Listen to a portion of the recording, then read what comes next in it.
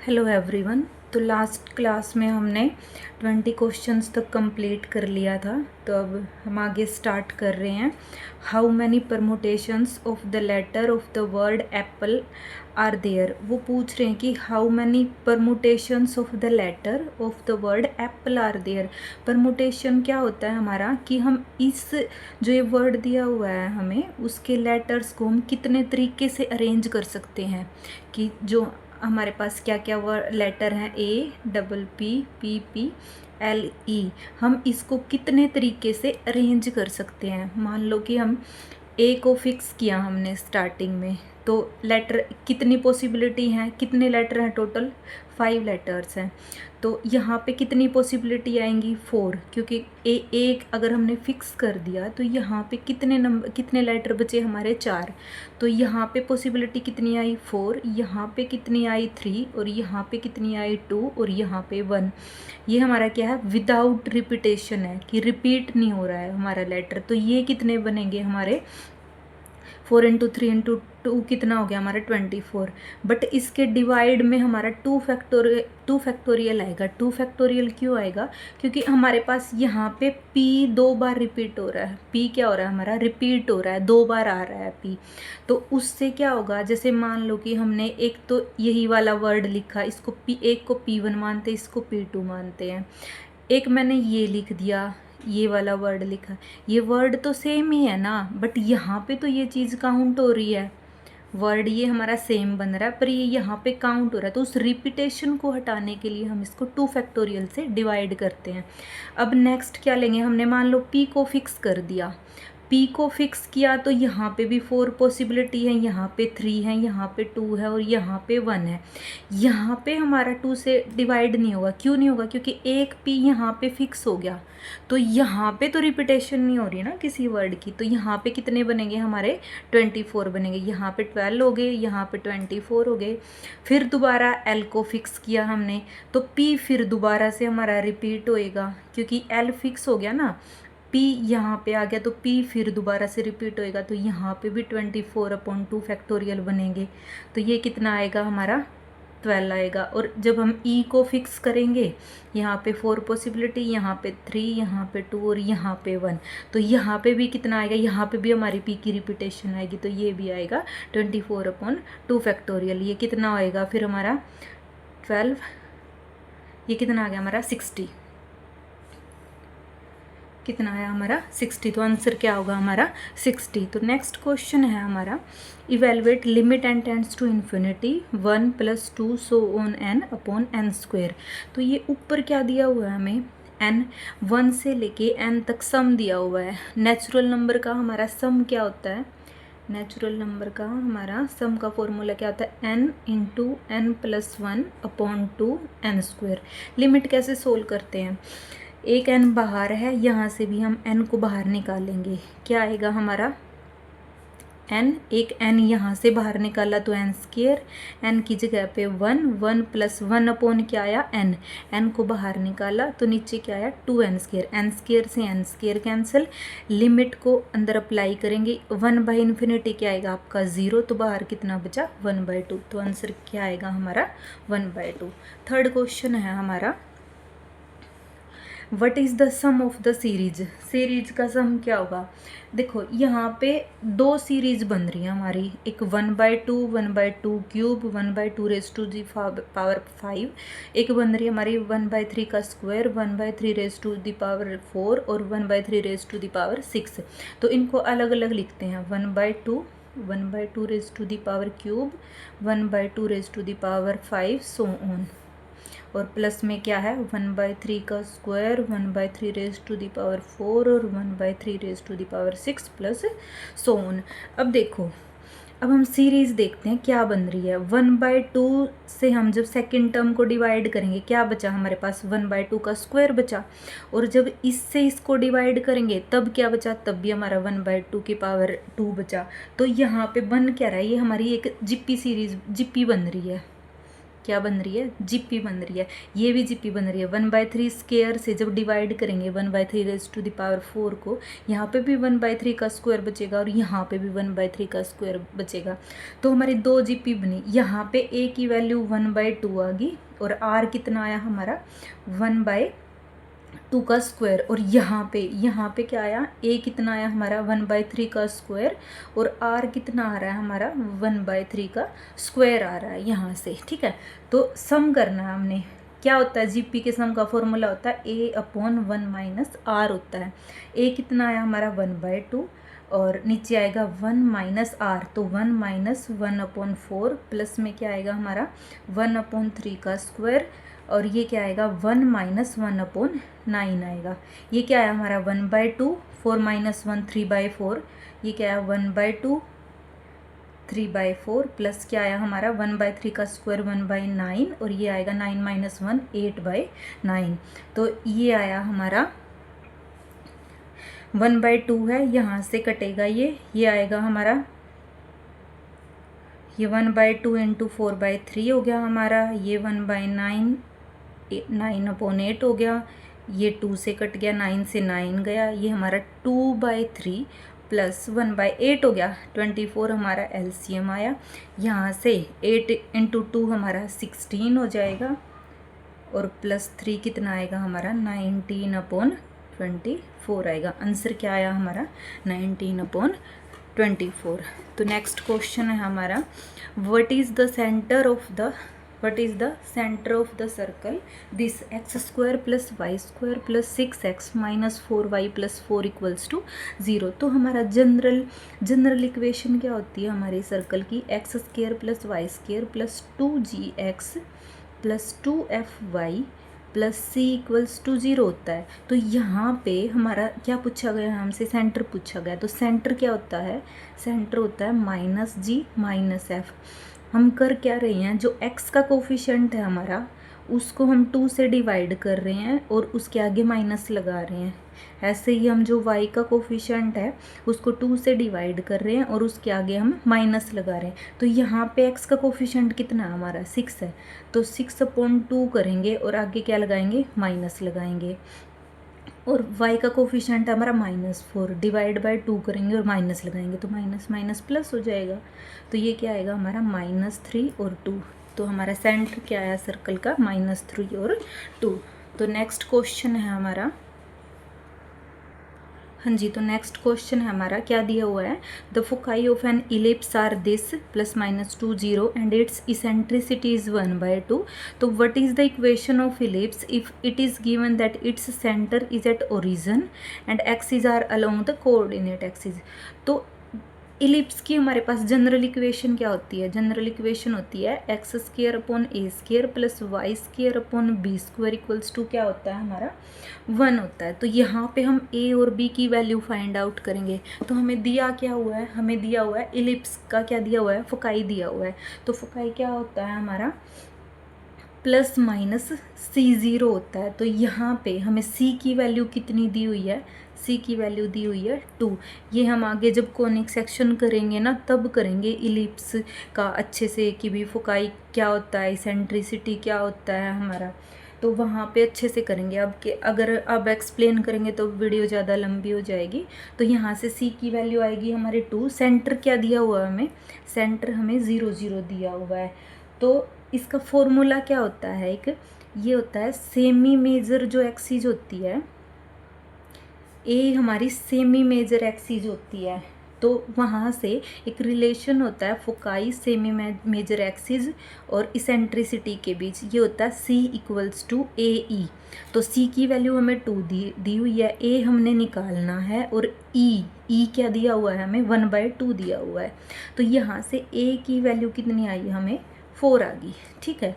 और एक और रिलेशन होता है हमारा b e और a के बीच में, वो होता है हमारा b² = a² 1 - e² होता है। तो यहाँ से हम b² की वैल्यू निकालेंगे। a² हमारा आया 16, 1 - e² कितना आया हमारा 1/4 आएगा। तो ये क्या आया 16, ये 4 - 3/4 हो गया, तो 4 4 जा 12, बी स्क्वायर की वैल्यू कितनी आई हमारी 12 आ गई। तो हमारी इक्वेशन क्या बनेगी, x square upon 16 plus y square upon 12 equals to क्या आएगा हमारा 1 आएगा। तो थर्ड हमारा आंसर होगा। हाँ जी, तो नेक्स्ट क्वेश्चन है हमारा, क्या दिया हुआ है कि अगर ए कोई भी स्केलर मैट्रिक्स है of order n cross n की सच दैट के जो ए आई आई है वो के है for all I, then trace of A is equal to A I I. कौन सी एंट्रीज है हमारी, ए आई आई होती हैं हमारी डायगनल एंट्रीज। ये क्या दी हुई हैं हमें, के दी हुई हैं। तो एन क्रॉस एन की मैट्रिक्स दी हुई है, ठीक है। तो वो कह रहा है कि ट्रेस बताओ, ट्रेस क्या होती है, ट्रेस होती है हमारी जो डायगनल एंट्रीज होती हैं इनका सम होता है। क्या होता है, डायगनल एंट्रीज का सम होता है। तो एन क्रॉस एन की मैट्रिक्स है, तो के कितने टाइम है यहाँ पे, के कितने टाइम है, एन टाइम है। तो हम क्या करेंगे, के प्लस सो ऑन, के को कितने टाइम ऐड करेंगे, एन टाइम ऐड करेंगे। तो क्या आएगी हमारी ट्रेस, क्या आएगी, एन के आएगी। तो आंसर क्या हो गया हमारा, एन के हो गया। सेकंड क्वेश्चन है हमारा, the focal distance of a point on the parabola y square equals to 12x is 4, then what is the abscissa of this point. तो हमें एब्सिसा क्या होता है हमारा, एक्स कोऑर्डिनेट पूछ रहा है वो हमसे, क्या पूछ रहा है, एक्स कोऑर्डिनेट पूछ रहा है। क्या दिया हुआ है, y square equals to 12x, parabola दिया हुआ है। पैराबोला की जनरल इक्वेशन क्या होती है, y square equals to 4ax होता है। तो यहाँ से हमें 4ax कितना हो गया हमारा, 12x हो गया। तो यहाँ से a की वैल्यू कितनी आ गई हमारी, 3 आई। a की वैल्यू कितनी आई हमारी, 3 आ गई। तो हमारी जो फोकल डिस्टेंस होती है, हम जनरल हम कोई पॉइंट मान लेते हैं, मान लो एक्स वाई पैराबोला पे हमने कोई पॉइंट लिया, तो फोकल डिस्टेंस क्या होती है हमारी, वो होती है हमारी x प्लस ए होती है। तो फोकल डिस्टेंस कितनी दी हुई है हमें, 4 दी हुई है। a की वैल्यू कितनी है हमारे पास, 3 है। तो x कितना आया हमारा, 4 माइनस 3, x की वैल्यू कितनी आएगी हमारी, 1 आएगी। तो आंसर क्या है हमारा, 1 आया। तो नेक्स्ट क्वेश्चन है, if the straight line is 2x plus 3y plus 4 plus k 6x minus y plus 12 equals to 0 is perpendicular to the line this, then what is the value of k. तो दो line perpendicular कब होती हैं, दो line के perpendicular होने की जो कंडीशन होती है वो क्या होती है, फर्स्ट लाइन का जो स्लोप है, मान लिया कि हमने इसका स्लोप m1 है, माना कि इसका स्लोप हमने वो m2 है, तो इन दोनों की जो स्लोप की प्रोडक्ट होती है वो -1 आएगी। तो हम क्या करेंगे, फर्स्ट इक्वेशन और सेकंड इक्वेशन का क्या निकालेंगे, हम स्लोप निकालेंगे। तो स्लोप निकालते कैसे हैं, यहाँ पे स्ट्रेट लाइन का वैसे तो ये डेरिवेटिव करके भी निकलता है स्लोप, बट अगर हम वैसे भी निकालना चाहें तो क्या होता है कि माइनस ऑफ जो एक्स का कोफिशेंट होता है अपोन में क्या करते हैं, वाई का कोफिशेंट करते हैं। तो यहाँ पे सेपरेट करेंगे हम एक्स का कोफिशेंट, क्या आएगा 2 + 6k एक्स, वाई का करेंगे अलग, वाई का क्या आएगा 3 - k वाई प्लस कितना आएगा 4 + 12k इक्वल्स टू 0। तो यहाँ से स्लोप कितना आएगा, m1 कितना आएगा हमारा, माइनस ऑफ इसका कोफिशेंट x का -2 + 6k अपोन क्या आएगा हमारा 3 - k आएगा, और m2 कितना आएगा यहाँ से तो -7 अपोन कितना आएगा हमारा 5 आएगा।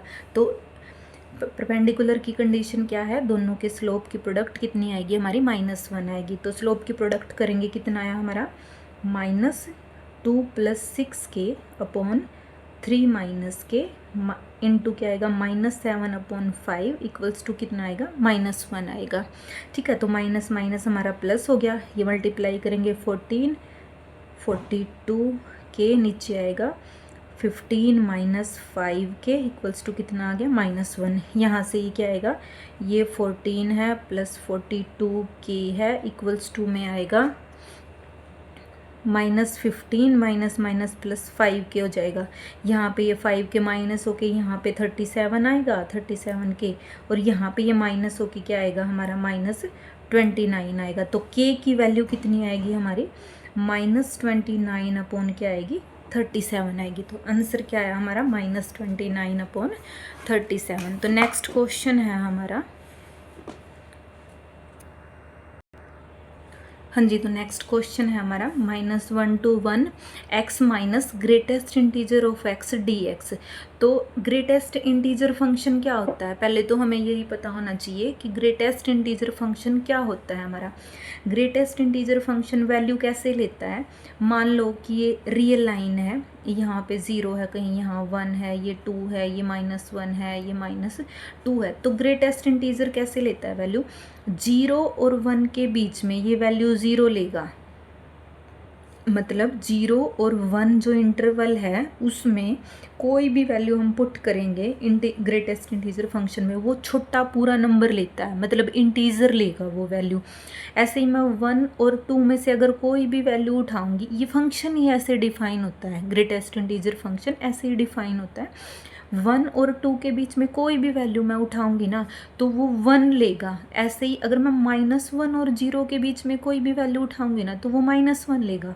डेफिनेशन क्या बोलती है कि भी वो इंटीजर, उन दोनों में जो वैल्यू है वो छोटा पूरा नंबर लेगा। मान लो कि मैं 0.5 का ग्रेटेस्ट इंटीजर निकालूं, क्या आएगा, 0 आएगा। मान लो कि मैं 1.5 का ग्रेटेस्ट इंटीजर निकालूं तो वो क्या आएगा, 1 आएगा। ऐसे ही मान लो अगर मैं -0.6 है मेरे पास, तो इसका ग्रेटेस्ट इंटीजर -0.6 कहाँ पे लाई करेगा, यहाँ पे लाई करेगा कहीं पे। तो इस इंटरवल में छोटा पूरा नंबर कौन सा है हमारा, इंटीजर कौन सा है हमारा, -1 है। तो यहाँ पे वैल्यू कितनी लेगा, -1 लेगा। तो हम यहाँ पे हमारी लिमिट को ब्रेक करेंगे -1 to 0, क्योंकि -1 to 0 में ग्रेटेस्ट इंटीजर अलग वैल्यू ले रहा है और फिर 0 to 1 में ये अलग वैल्यू लेगा। तो -1 to 0 में x minus greatest integer of x और प्लस क्या आएगा 0 to 1 x minus greatest integer of x, तो क्या आएगा बाहर dx आएगा। तो अब देखो -1 to 0 में ग्रेटेस्ट इंटीजर फंक्शन क्या वैल्यू लेगा, -1 वैल्यू लेगा। तो -1 to 0 तो क्या आएगा x माइनस -1, क्योंकि ग्रेटेस्ट इंटीजर -1 आएगा। तो +1 0 to 1, और 0 और 1 के बीच में वैल्यू क्या लेगा हमारा, वैल्यू लेगा 0 लेगा। तो ये क्या आया, dx है। तो अब इंटीग्रेशन सोल्व करेंगे, ये हमारा x + 1 बन गया और ये x बन गया। तो इंटीग्रेशन करेंगे x² 1 का क्या आएगा x, लिमिट लगाएंगे -1 to 0 प्लस x² 2 0 to 1 लगाएंगे। तो लिमिट पुट करेंगे, 0 पुट करेंगे 0 होगा, minus upper limit minus lower limit. अब माइनस पुट करेंगे तो -1 का स्क्वायर कितना हो गया, 1/2 हो गया। और ये जब -1 पुट करेंगे तो -1 हो गया हमारा। और ये क्या आएगा, 1 पुट करेंगे तो 1/2 आएगा। और जब 0 पुट करेंगे तो 0 आएगा। तो माइनस अंदर लेके जाएंगे, -1/2 + 1 + 1/2। तो कितना आया आंसर हमारा, आया 1 आया। तो आंसर कितना आया हमारा, 1 आया। आगे नेक्स्ट क्वेश्चन है हमारा, what is the rate of change of volume of a sphere with respect to its surface area when the radius is 2 centimetre. तो देखो रेट ऑफ चेंज पूछा गया है, volume of a sphere. Sphere का हमारा volume क्या होता है, वॉल्यूम होता है हमारा 4/3 πr³। और सरफेस एरिया क्या होता है, वो होता है हमारा 2πr² होता है। नहीं भाई, सरफेस एरिया हमारा 4πr² होता है। क्या होता है हमारा सरफेस एरिया, 4πr² होता है, 2πr² नहीं होता है। तो क्या पूछा है कि जो रेट ऑफ चेंज है वॉल्यूम का with respect to its surface area when the radius is 2 centimetre. तो वो हमसे पूछ क्या रहा है कि dv/dr निकाल लो आप, इसकी रिस्पेक्ट में, सरफेस एरिया की रिस्पेक्ट में ds/dr निकाल लो। और r की वैल्यू क्या पुट करेंगे हम, 2 पुट करेंगे। तो dv/dr क्या आएगा हमारा 4/3 पाई, r की रिस्पेक्ट में डेरिवेटिव कर रहे हैं तो क्या आएगा 3r² आएगा। और नीचे ds/dr क्या आएगा हमारा 4π इंटू क्या आएगा हमारा 2r आएगा। तो 4 से 4 कैंसिल होगा, यहाँ 3 से 3 कैंसिल, पाई से पाई कैंसिल हो जाएगा और r से r, तो यहाँ पे 2 बचा। और r की वैल्यू कितनी दी हुई है हमें, r भी हमें 2 सेंटीमीटर दिया हुआ है। तो 2/2 क्या हो जाएगा हमारा 1 हो जाएगा। तो आंसर कितना आया हमारा 1 आया। आई होप आपको वीडियो अच्छी लगी होगी। नेक्स्ट क्वेश्चन हम नेक्स्ट पार्ट में करेंगे। Thank you.